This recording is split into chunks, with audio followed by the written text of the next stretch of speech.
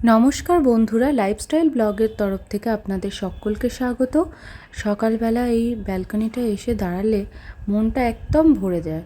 যদিও এখন খুব সকাল নয়, প্রায় 9:30 বাজছে, কিন্তু আমার যেহেতু উঠতে 9:30 বেজে যায়, সেই জন্য এটাকেই সকাল ভেবে নিই। তারপর চা ডিম সিদ্ধ খাবো, খেয়ে শুরু হবে ছেলের পিছনে দৌড়ানো। দেখো শুরু হয়ে গেছে, ওর দুটো ঝাঁটা নিয়ে গোটা বাড়ি ঘুরে বেড়াচ্ছে। এত দুষ্টু হয়েছে, ওকে সামলাতে সবাই নাজেহাল।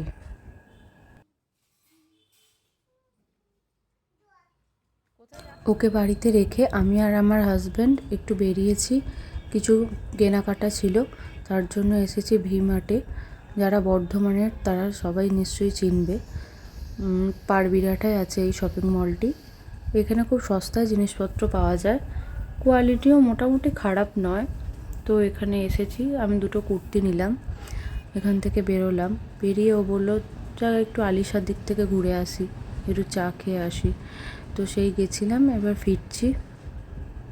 ওখান থেকে যাচ্ছি একটা ফার্নিচারের দোকানে একটা আলনার জন্য অর্ডার দিতে। তো ডিজাইনটা আমি নেট থেকে দেখে রেখেছি। এবার ডিজাইনটা এমনই একটু সাবেকি টাইপের, তো সবাই বানাতে পারে না। এই দোকানটাকে পেয়েছি, দোকানটা নতুন হয়েছে এখানে, কিন্তু খুব ভালো ফার্নিচার এবং খুব ইউনিক ফার্নিচার, দেখে খুব ভালো লেগেছিলো। তাই এসে ওদের সাথে কথা বললাম। তো ওরা বলেছে যে ওরা সেম টু সেম বানিয়ে দিতে পারবে। তো তারপর ওখান থেকে চলে এলাম আমার হাজব্যান্ডের চেম্বারে। ওর একটু কাজ ছিল, সেটা নিল। এটা হচ্ছে ওই পাওয়ার হাউস পাড়ার সুশ্রুতে। তো তারপর বাড়ি ফিরে এলাম। এসে দেখি ছাদেতে এত জল ঘেটেছে, দুষ্টুমি করেছে মা, ছাদেতেই ওকে চান করাতে শুরু করে দিয়েছে। ছাদ থেকে ওকে নিয়ে যেতে পারেনি। তারপর শুরু হয়েছে দেখো না দুষ্টুমি। ওই একটা সাপ পড়ে আছে প্লাস্টিকের, সেটা নিয়ে গোটা ছাদ ছুটে বেরিয়েছে, খেলেছে, কিছুতেই তোলা যাচ্ছিল না। তারপর শুরু হয়েছে ভাত টাত খেয়ে এরকম দুষ্টুমি।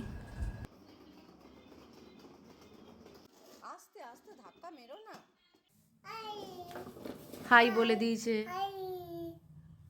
ঘুম থেকে উঠে আবার শুরু হয়ে গেছে কি খাবে সেই নিয়ে, ওকে দেয়া হবে কিনা। তারপর খেলা শুরু হয়েছে। আজকে দীপের বন্ধুদের বাড়ির ছাদে একটা ফিস্ট আছে, সব বন্ধুর ওয়াইফরা মিলে। সেখানে যাব বলে ওকে রেডি করে দিয়েছি। খুব গরম তো, তাই খুব পাতলা জামা পরিয়েছি আর নিজেও রেডি হয়ে নিয়েছি।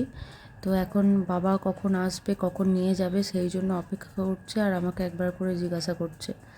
তো অবশেষে চলে এসেছি সেখানে, এই একটা বন্ধুর বাড়ির ছাদেতে।